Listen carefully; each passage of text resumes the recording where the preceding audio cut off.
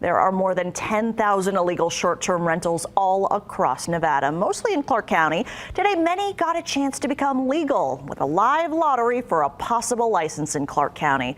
But only 1,306 applied. 1,306 names were drawn. Why did so few even try? Well, I'm told that thousands of homeowners, rather than taking a chance of being shut down, are keeping their listings going.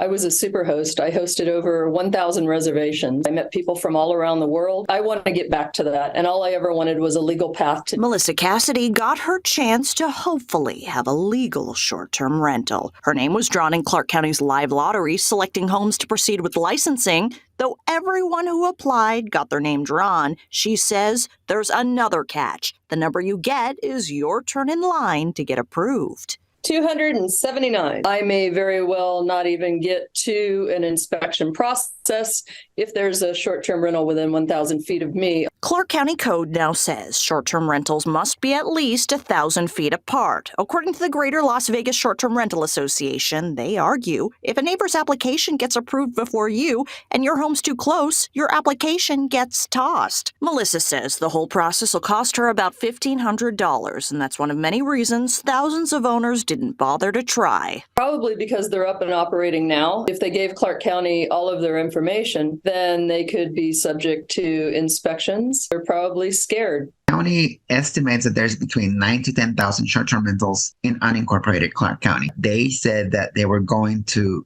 issue 2,800 licenses. And so that kind of discouraged a lot of people to apply. The Greater Las Vegas Short-Term Rental Association calls Clark County's rules unconstitutional. The group's moving forward with their case before the Nevada Supreme Court, pushing for an expedited hearing. A lower court district judge said Clark County could proceed anyway with a lottery and licensing. Clark County says in a statement, applicants will be screened for jurisdiction, distance separation from resort hotels, and to ensure that 1% of available housing stock per township is not exceeded, all to make sure there's enough places for locals to live and rent. I can't swim in my pool after 10 p.m. I can't have lights on in my backyard after 10 p.m. The stuff that is just really unreasonable.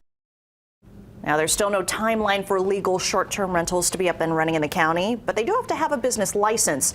Clark County just set up tonight a direct hotline for licensing. We have all those details under this story on our website, fox5vegas.com.